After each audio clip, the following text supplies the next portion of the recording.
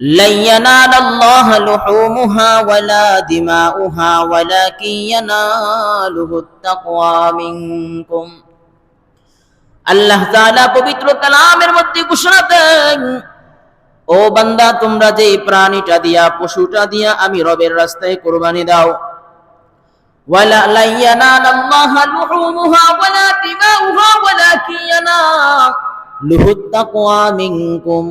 বান্দা, তোমার সেই পশুর রক্ত গোশত আমি রবের দরবারে কোনো কিছুই পৌঁছায় না। আমি রবের নিকট শুধুমাত্র পৌঁছায় তোমার অন্তরের তাকওয়া।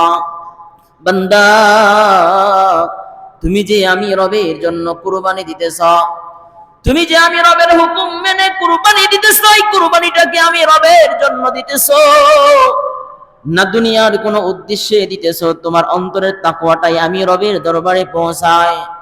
এজন্য আল্লাহর নবী আল্লাহ তাআলা বলেন, ফাসাল্লি লিরাব্বিকা ওয়ানহার। নবী বলেন, আমার নামাজ, আমার কুরবানি এটা আল্লাহ তাআলার জন্য। বলেন সুবহানাল্লাহ। আল্লাহ তাআলা নামাজ এবং কুরবানির কথা একত্রে কেন বললেন? নামাজ যেমন দুনিয়ার কারো জন্য করা যায় না, নামাজ যেন দুনিয়ার কারো জন্য করা যায় না, আল্লাহ তাআলা বলেন কুরবানিও দুনিয়ার কারো জন্য করা যায় না। কুরবানি করতে হয় আমি রবের সন্তুষ্টির জন্য। বলেন সুবহানাল্লাহ। কুরবানি করতে হয় আমি রবের সন্তুষ্টির জন্য। আমি রবের সন্তুষ্টি বিহীন কেউ যদি কুরবানি করে তো আমি রব তার কুরবানিটা কবুল করব না, তার কুরবানিটা আমি রবের দরবারে পৌঁছাইবে না।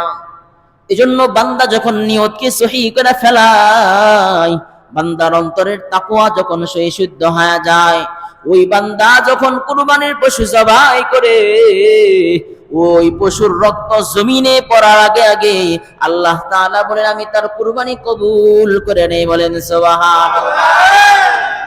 আল্লাহ তাআলা তার কুরবানিটা কবুল করে নেন।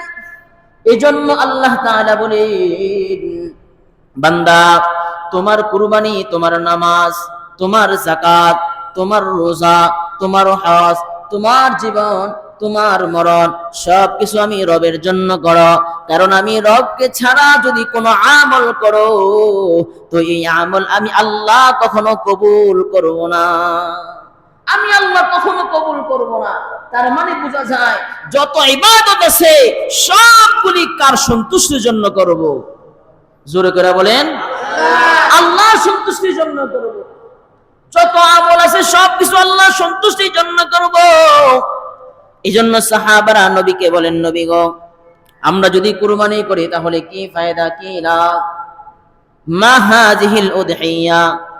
নবী গো, আমরা যে কুরবানি করব কুরবানির ফজিলত কই। নবী করিম সাল্লাল্লাহু আলাইহি ওয়াসাল্লাম বলেন, তোমরা যদি কুরবানি করো, ওই কুরবানির প্রত্যেকটা পশুর বিনিময়, প্রত্যেকটা পশুর বিনিময় আল্লাহ তাআলা তোমার আমলনামায় সৎকার নেকি লেখা দেয়। বলেন সুবহানাল্লাহ। আল্লাহ তাআলা প্রত্যেকটা ওই পশুর শরীরে যতগুলি পশম আছে প্রত্যেকটা পশমের বিনিময় আল্লাহ তাআলা তার আমলনামায় সওয়াব লেখা দেয়। এজন্য কুরবানি এটা মুসলমানের জন্য ওয়াজিব। বলে কার উপর কুরবানি করা ওয়াজিব? কুরবানি তার উপর ওয়াজিব যার কাছে 1,80,000 টাকা আছে, যার কাছে 1,80,000 টাকা আছে তার উপর কুরবানি ওয়াজিব।